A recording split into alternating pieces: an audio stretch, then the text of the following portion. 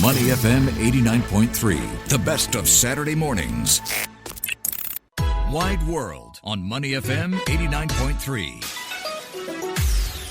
Welcome back. In our Wide World segment today, we have Mr. Lim Yu Ting, the head of distribution at Prudential Financial Advisors here in Singapore. As Singapore is celebrating SG60 this year, a new poll was commissioned by Prudential Singapore that looks at some of the generational contrasts in retirement readiness and financial planning. Interestingly, the SG60 Financial Future Poll, as it's called, surveyed about 1,000 Singapore residents aged 17 to 76. It found that half of Gen Zs are confident that they will retire well, a little bit more optimistic than millennials at 45%, but 72% of them also do not have a retirement plan in place, with many preferring to focus on their growing of income first. Let's unpack this. There's a lot to talk about here with Lim Yu Ting. Yu Ting, thanks for being with us today. Thank you again. Thanks for having me on the show. I'm fascinated to see that Gen Zs are even thinking at all about retirement. Was that a surprising element to this poll, or not so much? It's not so much of a surprise to me. When they grew up in a thriving environment in Singapore, very stable environment in Singapore.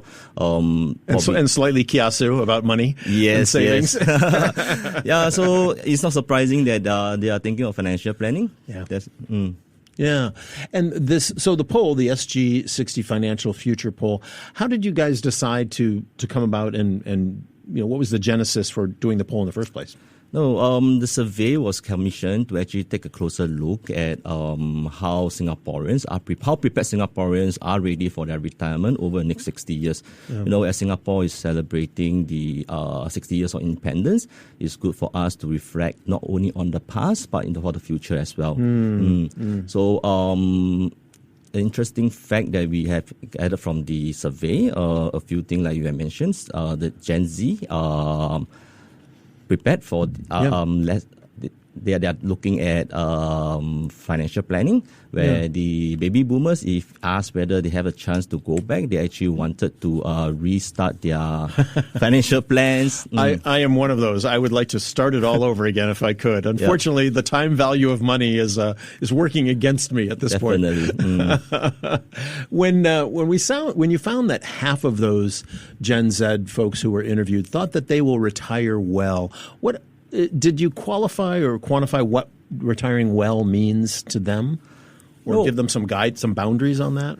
When the survey was asked about retirement, to them it's probably how it looks like 60 years down the road. There isn't much quantification over at that part. It's more of how prepared you are. But there's some life preference that they need to consider when they actually plan for retirement. Interestingly, from the survey, you can see that they actually preferred career advancement over work-life balance, for that matter. Yeah, and you look at that, they are looking at earning multiple income stream, micro-retirements, and sort of, Well, it sounds like they're thinking about the right things anyway, right? Maybe more than previous generations might have considered in advance. This idea that millennials, only 45% of them thought that they would retire well. Was that surprising? Or is it just they're kind of more realistic about what life is going to throw at them at this point? No, I'll put it this way, right? For a millennial or even Gen X for that matter, we probably grew up in a sandwich generation in the developing Singapore, where you got basically a family nucleus is bigger, and you got to take care, or rather, you got to take care of your aging parents for that matter, and your younger children. So the financial obligation is higher. That's where they are probably less confident about retirement. But for the Gen Z, it's very different, because the parents are basically financially more independent, I would say, compared to the baby boomers. And that's take away one major financial burden, I would call, and not having the need to actually take care of their parents when they retire. Yeah. We're in conversation with Lim Yu Ting, the head of distribution at Prudential Financial Advisors here in Singapore, talking about the SG60 Financial Future Poll. Is there an element from Prudential's perspective of looking at a family holistically, the generational wealth, whether it's income, spending, whatever it might be, from maybe Merdeka generation or Pioneer generation all the way down to the grandkids or great grandkids at Gen Z. Do you talk with families about how they can sort of look together at what they're doing and how it might work? No, let's put it this way. People are getting old, are living longer in a way, and work norms continue to evolve. So when you do your financial planning, it should be on a very holistic manner. So retirement doesn't mean doing your planning for yourself. For example, if I can quote, if you can say that you got to buy health insurance for your parents because if anything were to happen, it kind of like curveball at your financial planning, right? A bill of X dollar may hit you and suddenly it derails your plan altogether. Yeah. It's a real challenge, especially when we look at cost of living. We all know in Singapore and across the region, right, that, costs are going up, healthcare costs are going up, everything in our lives gets more expensive. Yes. Nothing seems to go down in price. And when you look at planning for retirement, how does Prudential sort of factor in the reality that cost of living is going to go up over time, and like you say, combine that with a longer lifespan for many people? Now, I would say the cost of living is the primary concern of basically from the respondent across all generations. Yeah. Of course, the older generations are concerned about the higher healthcare costs, understandably, because they are going to retirement and healthcare costs going to kick in. While the younger generations are looking at income growth for that matter. Now, when it comes to financial planning itself, right, the idea is to actually start early. So regardless of generation or when or which generation you are, the idea is for you to start as early as possible, stay committed, and let the power compounding actually do the heavy lifting instead of you. Yeah, we're talking about so many people that may have either missed a good opportunity to do this planning or financial market meltdowns of recent years might have wiped out their savings or some other unforeseen circumstance. What do you say to the folks who are at this stage of their life, who are maybe 10 or 15 years away from ideal retirement, but have found themselves really in a financial hole? They're still working, they're still paying their bills, but they don't just have that big savings, maybe outside of CPF. But some may not even have much left in that if they bought a house or whatever. How do you every situation is different, I know, but how do you sort of overview to those people? I'll touch on the point where you talk about CPF, and I would just say from the survey, we are what came out very clearly to us that Singaporeans actually utilize CPF and bank savings as the primary means of retirement. Now, when we talk about financial planning, even you talk about someone who are going to retire in 10 or 15 years' time, right? Well, the idea is to start today. You should not actually think about it anymore. Or worry about it. Just do it. Yeah, you're right. Just do it. Put aside our money and stay committed. X amount of money on a monthly basis. Stay committed and explore other means of retirement instead of just relying on CPF and your bank savings. Yeah, I know you talk a bit about stocks, buying stocks, or mutual funds. ETFs, things like that, bonds, things like that. I suppose those just are dependent on the stage, not only of life that somebody's in, but also their risk profile, their risk appetite. Definitely.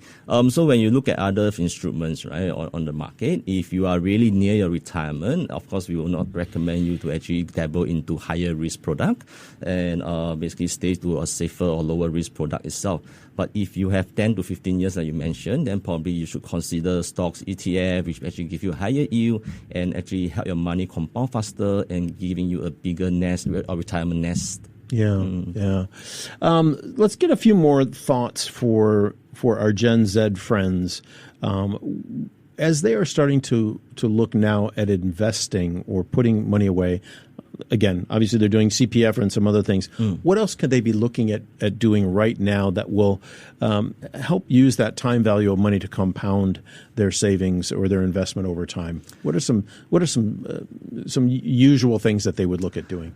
No, the Gen Z preference now lean towards stocks and ETF, and that's basically helping them to compound their wealth or retirement nest at a higher rate, and basically a larger retirement nest at the end of the day. But what's really concerning is that they actually pay less focus on insurance.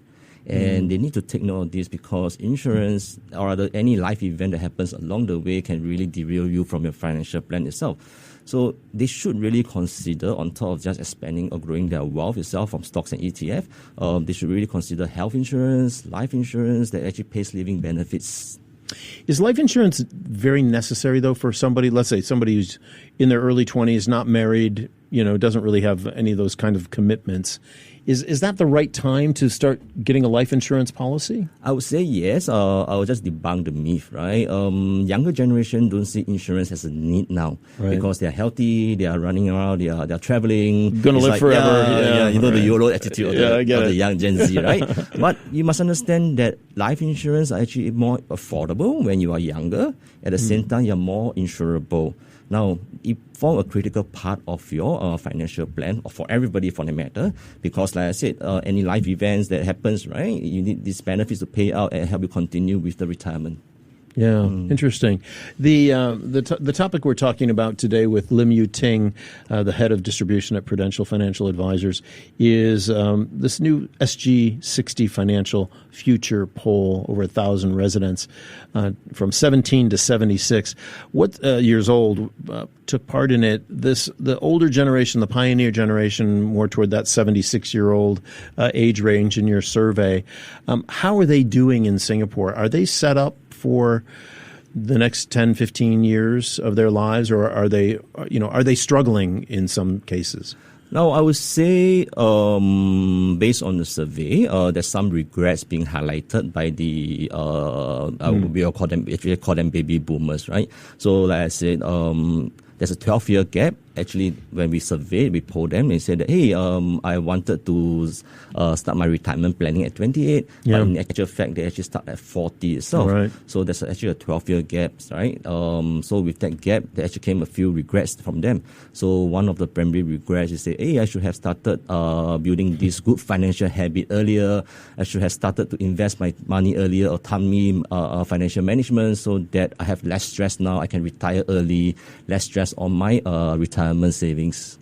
Yeah. Yes, you're right. Yes, you should have started earlier, but just get started now, right? Yes. Is that the message? Yes. So regardless, if you haven't started early, I think you should really start now and stay committed, and just let the power of compounding handle the rest. Yeah, totally get it. And any final thoughts on investing? That advice you've just given is good advice. But for anyone at any age, what is kind of some overall advice you would give them about thinking about retirement? Yeah, so like I said, the overall advice I would say is that the life people are living longer, especially in Singapore, where the average age is 84 now. If you haven't really started, you should really start now, regardless of the instruments that you are trying to utilize. Having something is better than having nothing, because if you go to plan, you can take forever to plan, and nothing's going to materialize if you don't carry out the actions. Yeah. Lim Yu Ting, thank you very much for being with us today. Appreciate it. Thank you for having me. To listen to more great interviews, download our podcasts at audio.sg or download the Audio app. That's AWEDIO, Audio, at the App Store and Google Play.